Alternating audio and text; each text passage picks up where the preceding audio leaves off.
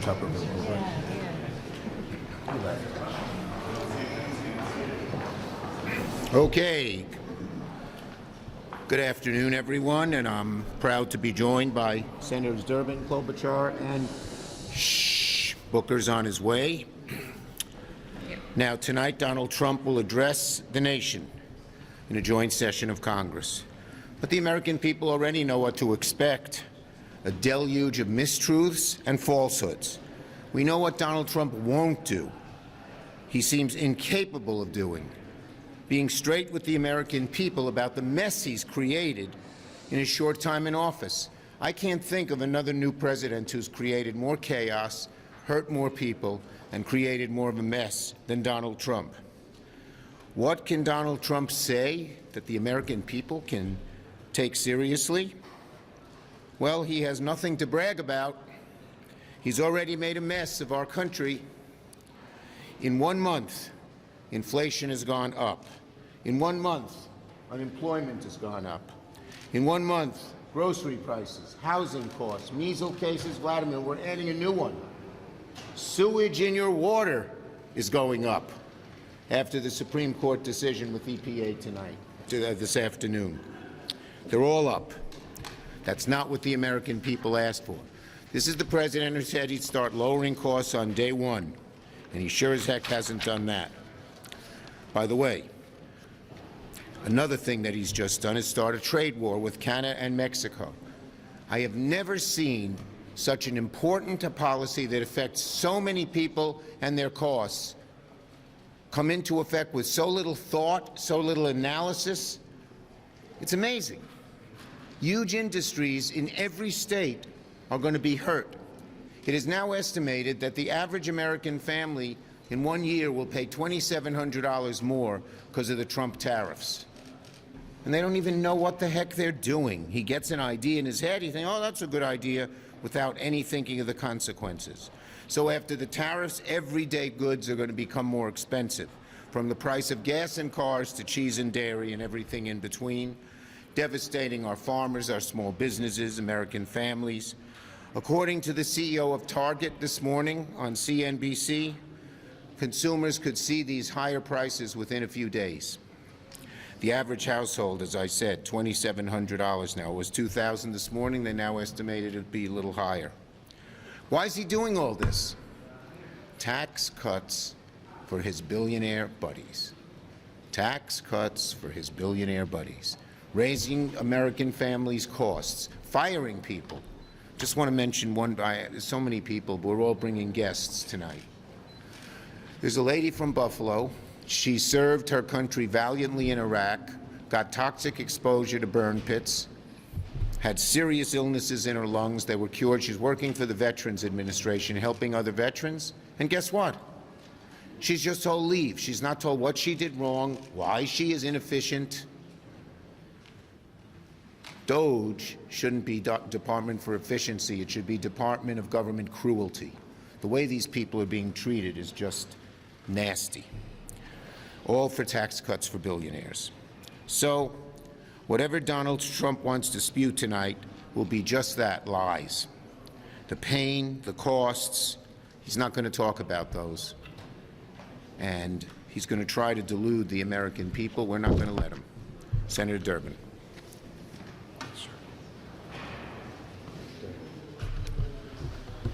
It's the #1 cancer cause of death among children, neuroblastoma.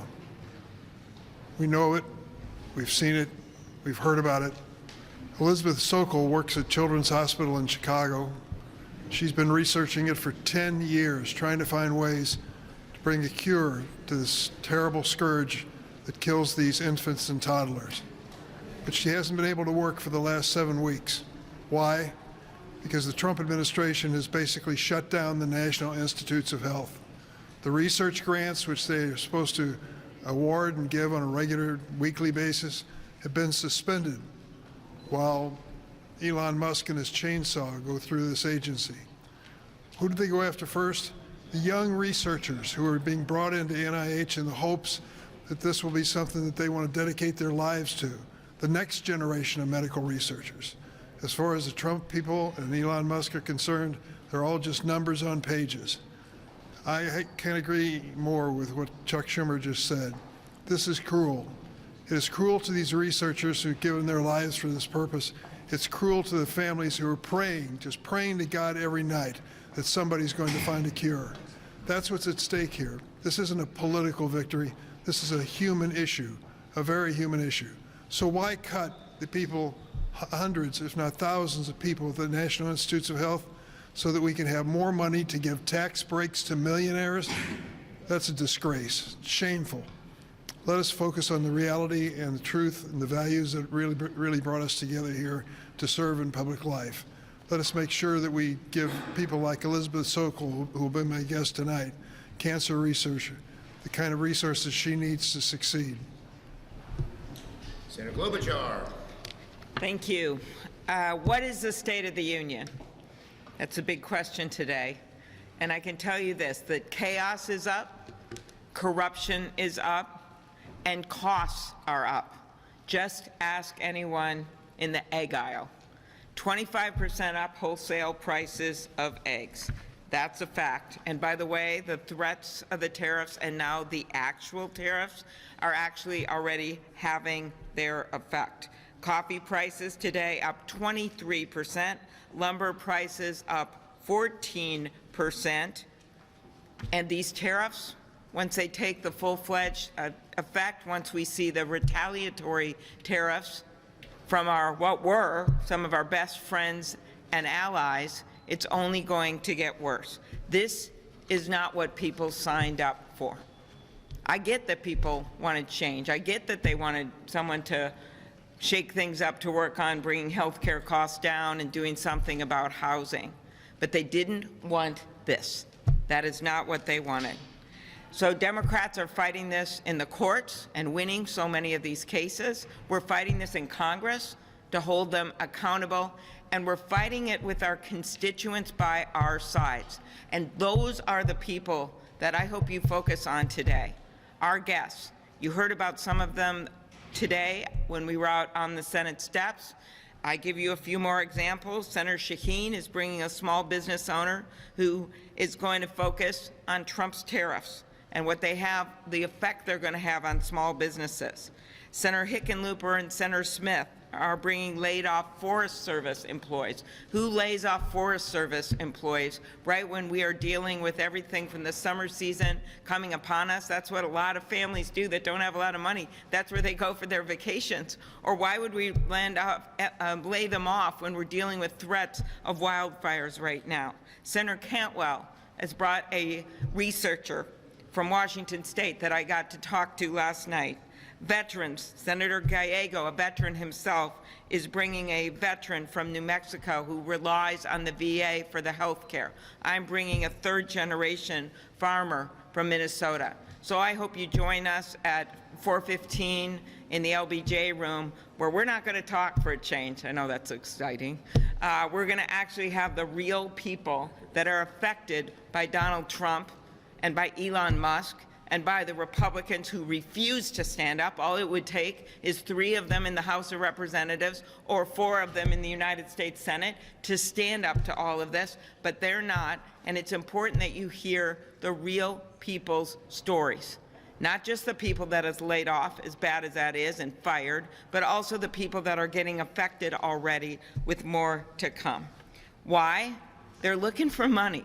They're looking for money for these $2 trillion of tax cuts for billionaires and wealthy people. They're looking at it by cutting Medicaid. They're looking at it by cutting cancer research. They're looking at it by cutting avian flu workers on the front line. They said that was a mistake, and now they can't rehire all of them back. One of my mentors in politics, Paul Wellstone, who rode his green bus into this town and was quite a character walking around the halls of this Senate. Some of you may remember him. He once said that politics is about improving people's life. What they're doing, and what we're going to hear from President Trump tonight, that's not about improving people's life. That's about good TV, grandstanding, and the Oval Office was one of our best allies, a man who stood up against a dictator. It's about grandstanding in terms of taking on our allies when it comes to tariffs, and it is not helping the American people. That's our case. people are listening, the latest CBS poll, 52% of Americans say that Donald Trump's policies are making grocery prices go up, and only 14% think his policies are making grocery prices go down. That's a number to remember. Corey. This is really simple. We live in a country right now where we're seeing prices for groceries going up and people's confidence in this economy going down. This is very simple. We live in a nation right now where the public health threats are going up, from measles outbreaks to the challenge we're having with bird flu, and people's confidence in this president handling those things is going down. This is very simple.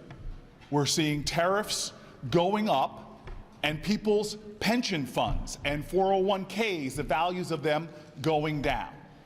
This is very obvious what's happening. We see frustration with this president going up and his approval rating continue to go down. And so tonight we're going to have history happen. The most unpopular president in modern American history, with the exception of the first time he was in office, is going to give a speech to the American people and have zero to report about what he did to address the issues he said he would address in his campaign. He said clearly and unequivocally, on day one, I will drive down the cost of living for Americans. Well, rent is up, eggs are up, and people's confidence in his ability to handle the economy has gone way down. By his own measure, so far, we are going to hear from a president who will stand before the American people, by his own measure, as a failure. Thank you, Corey. Okay. Yes, Manu. Can Eric Adams effectively run your city, or should he resign? I'm not getting involved in the mayoral race. Schumer, are you recommending that Senate Democrats support the clean continuing resolution that Speaker Johnson is putting forward next Look, week? here's the bottom line. Republicans are responsible for funding the government. They have all three branches. They haven't engaged in discussions with us yet, either me or Hakeem, so we have to wait to see what their plan is. We've always believed the only solution is a bipartisan solution. Nope. Leader Schumer, your friend Sherrod Brown wrote a long post on Twitter. He wrote in the New Republic, the Democratic Party has strayed too far from its New Deal roots, isn't really the party of the workers. He's suggesting maybe a recalibration on trade, talking about problems stemming from NAFTA. Do you think Democrats need to recalibrate position on trade? The bottom line is, all you have to do is look at Donald Trump's position, and you know that we have to fight it. These tariffs are going to cost huge amounts to the American people. They're not thought out. They're willy-nilly. They're against some of our closest allies and not against people we need. So the trade policies have to be improved because Donald Trump's screwing them up so badly. Yes.